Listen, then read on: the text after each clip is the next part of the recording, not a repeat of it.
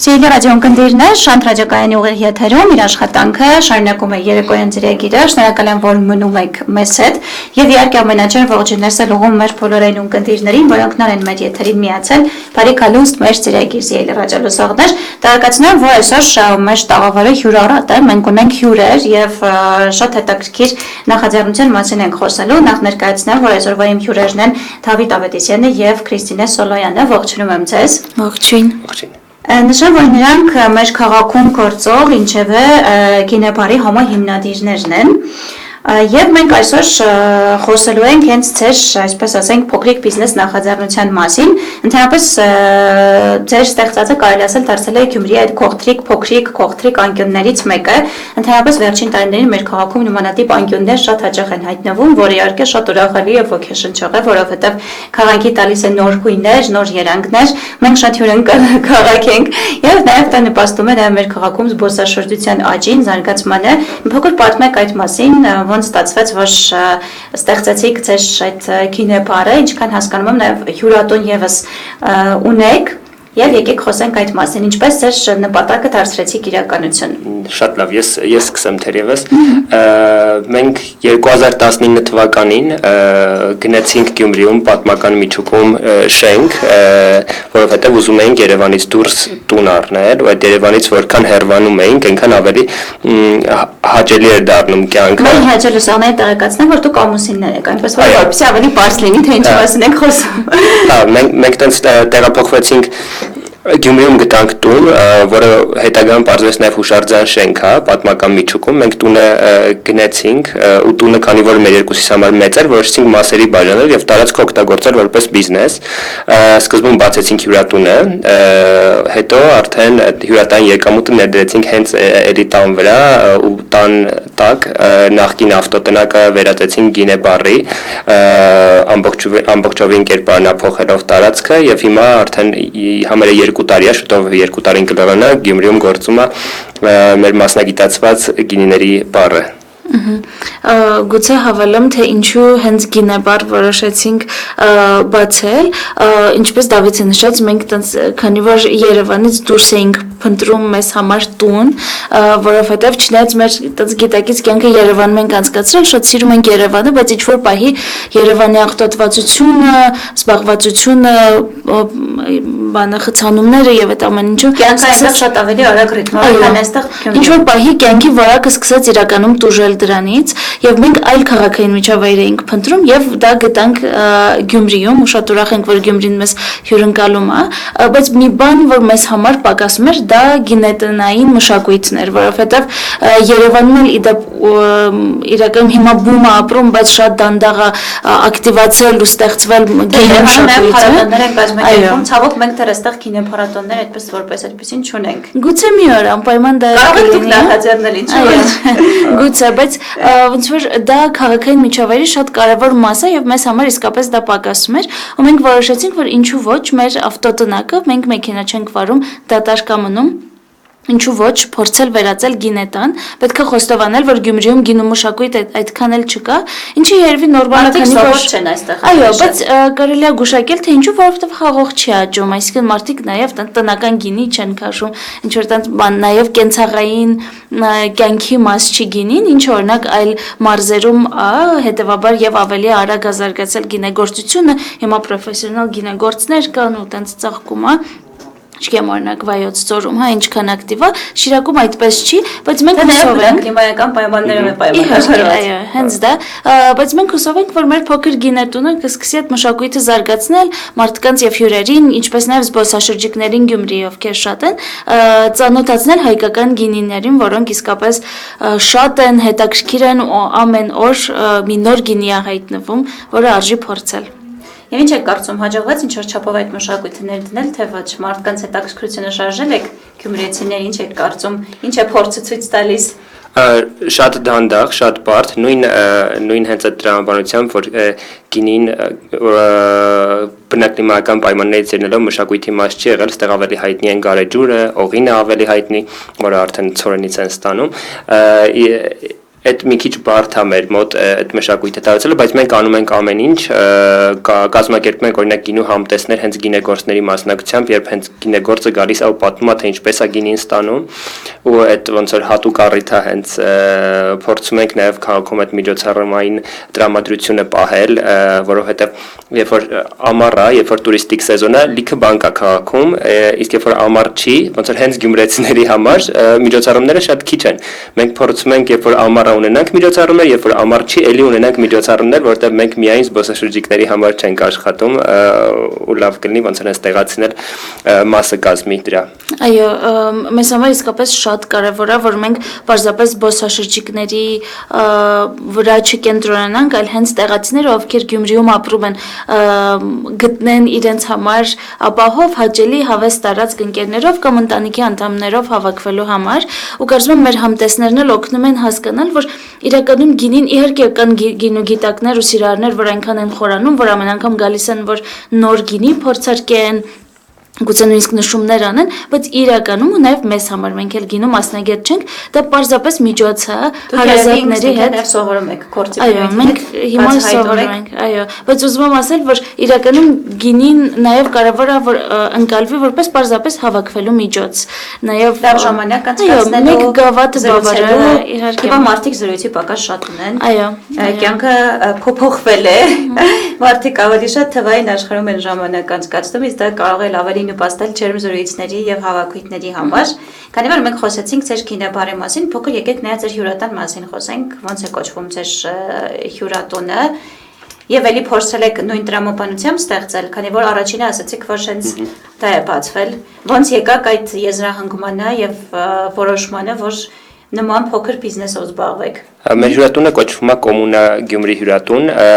ի սկզբանե նպատակ չունենք հյուրատուն բացելու, նպատակ ունենք Գյումրիում ապրելու, մաքուր օդ շնչելու եւ այդ տրաֆիկից փախչելու Երևանյան։ Բայց քանի որ այս տունը հնարավորություն Գյումրին արդարացրեց ձեր սպասելիքները։ Մեր համար արդարացրել է, ճիշտ է, իմ ընկերները գյումրեցի բողոքում են երբեմն տրաֆիկից, ասում եմ, այս տրաֆիկ չի, սա շատ թեթև է տարբերություն Երևանի, էլի։ Հիմա տունը քանի որ մեծ էր, մենք կարողացանք իրան մասերի բաժանել եւ այդ մեր ապրելու միջավայրը նաեւ կիսել այլ մարդկանց հետ, մեր ապրելու մշակույթը կիսել նաեւ այլ մարդկանց հետ, ու ոնց որ թե պահանջարկ ունի, աշխատում է, սենյակները միշտ զբաղված են, պետք է նախապես 1 ամիս առաջ փորձել ամրագրել, ու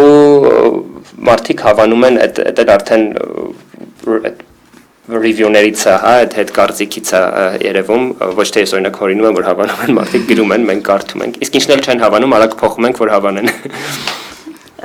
Եվ երկե ինչպես է կայացվել անունների ընտրությունը, հետաքրքիր է։ Կոմունան։ Ոնց եք որոշել նաև ձեր կինոբարի անունը։ Ոնց եք եկել այդ եզրահանգումը։ Երևի Իրարից մի քիչ տարբեր անուններ են շատ։ Չես ասի, որ նույն անձի հետ է կապված։ Հա, երևի տենց հերթով առանձին իրար հետ քանի որ կապված չեն անունները, կոմունան որպես ընդհանուր տարածք, մեր փիլիսոփայությունը նրանում էր, որ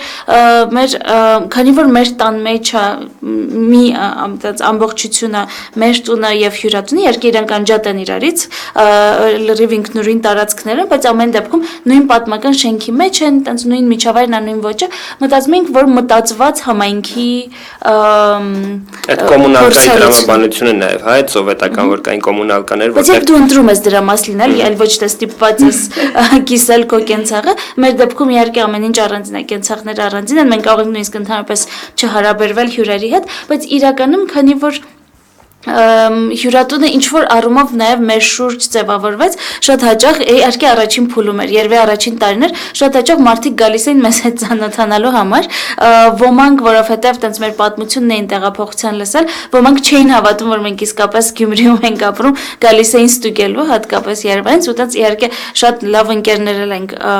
ձեռք բերել ու մեծ հաշվով այդ համայնքի զգացողությունը կոմունայի շուրջ իսկապես ձևավորվել է երբեմն ու իհարկե շատ լավ է նաև որ հիմա առաջին հարկում կա գինետունը, որովհետև հաճախ հյուրերը նաև իջնում են գինետուն, Իդեպ անպայման չի գինի խմելու, տաք շոկոլադ, թեյ եւ այլն, ու ծանոթանում են իրար հետ նաեւ գինետան ու ժամանակ անցկացնում, ու իսկապես հյուրատան շնորհիվ եւ գինետան շնորհիվ ստեղծվում է ինչ-որ տենց հետաքրքիր հավես համայնք։ Իսկ ինչով են կուզես դու բացատրես։ Ինչով է։ Մենք կուզենայինք խոսեինք մի թեմայի շուրջ, որը ոչ պակաս կարևոր է։ Փոքր խոսենք նաեւ այդ բարդությունների, դժվարությունների մասին, համոզված եմ հաստատ եղել են որևէ գործ ի սկզբանե չի հալածյուղի պես չի անցնում, միշտ լինում են բարդություններ եւ դժվարություններ։ Մի փոքր նաեւ փորձենք մոտիվացնել մեր ռադիոլսողներին, թե որն է ձեր գործի հաջողության գրավականին չեք կարծում։ Ինչ ջանքեր ներդնել, ինչ անել, որպեսզի ցանկալի արդյունք ստանալու համար։ Իրականում դժվարությունների մասին խոսելիս մենք տունը առանք 19 թվականին, երբ որ Հայաստանում ամեն ինչ լավ էր, հետո 20-ին սկսվեց կորոնավիրուսը, հետո սկսվեց պատերազմը, հետո ու մենք այդ ընթացքում Գյումրիում տուն էինք առել ու չգիտենք ինչ պետք անենք, պետքա տեղափոխվենք թե չէ, ու Հայաստանի լինել չլինելու հարցը ոնց որ անընդհատ օդում էր կախված ու ապագան տենց մշուշապատ էր, բայց այս տունը մեզ օգնեց, որպեսզի մենք ապագայի հանդեպ պատասխանատվությունը վերցնենք մեր ձեռքներս ու ինչ-որ բան սարքենք, երբ որ շուրջը ամեն ինչ փլվում է, մենք ինչ-որ բան էինք սարքում, մի քիչ տենց Դե ամեն մեկս պատասխանատու ենք առաջինը մեր սեփական ապագայի համար եւ դրանից ձևավորվում է համընդհանուր իրավիճակը։ Հա, մենք ամեն մեկի փոքր քայլերից արդեն ձևավորվում է ընդհանուր միջավայրը։ Բայց քանի որ ոնց որ Հայաստանում բոլորը ապաթիայի մեջ էին դատարկության, ոչ մեկ ոնց որ շատ ապագայի հանդեպ հավատով լցված չէր, մենք փորձեցինք ինքներս մեր ուժերով այդ ապագայի հանդեպ հավատը լցնել, վերցնել մեր ձեռքը ու փորձել կառուցել ու էլի այդ ամեն ինչ երբ որ քանդվում էր, մի բան սարքվում էր մեր համար ու այդ մեր համար մոտիվացիա էր Հայաստանում մնալու, շարունակելու ապրելու ու հետագայում նաև Գյումրի տեղափոխվելու համար։ Այդ թերևս ամենամեծ հոգեբանական դժվարություններն էին, որոնց մենք առնչվել ենք։ Եվ հիմա ընդհանուր առմամբ եթե ամփոփելու լինենք, կողեք ձեր ընտրությունից Գյումրի գալուց, այստեղ տեղափոխվելուց եւ արդեն վերջնական մերվել եք քաղաքին։ Միանշանակ ես կողեմ շատ։ Փոքր ավելի կողտրիկ քաղաք է համեմատած Երևանի հետ։ Տեսնելով կներես։ Այդքան բարդ չէ այստեղած կյանքին ընտելականը կարծում եմ։ Մեկ-մեկ տենց կատակով, բայց որ Facebook-ում գրում են Երևան մոթը շատ կեղտոտ է, դե լավ է, դե շարունակեք ապրել Երևանում։ Ես եկել եմ Գյումրի, ոնց որ հերվից եմ նայում այդ կոնֆլիկտին ու իմ համար այդ ոնց որ դրական արդեն թեկուզ օդը մաքուր արդեն լավ բան է։ Մենք իրականում տենց հնարնս նաև պրոպագանդում ենք անպայման չի Գյումրի տեղափոխվելը, բայց ապակենտրոնանալը Երևանից, որովհետև իրականում ինչ որ կարծրատիպ կա, երբ Երևանից ես դիտարկում, չգիտեմ, կարելի է խորանալ թե ինչ պատճառով այդ կարծրատիպը, որ կյանքի որակը տուժում է, երբ որ դու մարզ ես տեղափոխվում, բայց դա ընդհանրապես տենց չի, գուցե միակ բանը իհարկե զբաղվածությունն է, որ միշտ չի ամեն մասնագիտության դեպքում չի, որ հնարավոր է գտնել, գուցե մենք այդ առումով ինչ որ առավելություն ունենք, որ կարող ենք այս քայլը անել, բայց իրականում միշտ էլ լուծում կարող է գտնվել, հատկապես եթե մարդ ստեղծագործ է ու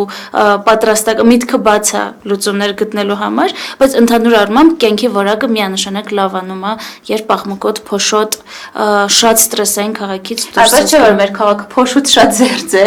չի ասի որ փոշուտ զերծ է, կարծում եմ դա գլխավոր նաև խնդիրներից մեկն է, հուսակ ժամանակի ընթացքում թայևս կկարգավորվի, իհարկե տարիներ առաջ շատ ավելի շատ էր, դուք միգուցե այդ ժամանակ, չգիտեմ ժամանակին Գյումրի այցելել եք, այստեղ եկել եք թե ոչ, շատ ավելի վատ է այդ վիճակը, հիմա հուսանք ժամանակի ընթացքում կամաց դա էլ կկարգավորվի, մենք էլ ավելի կունենանք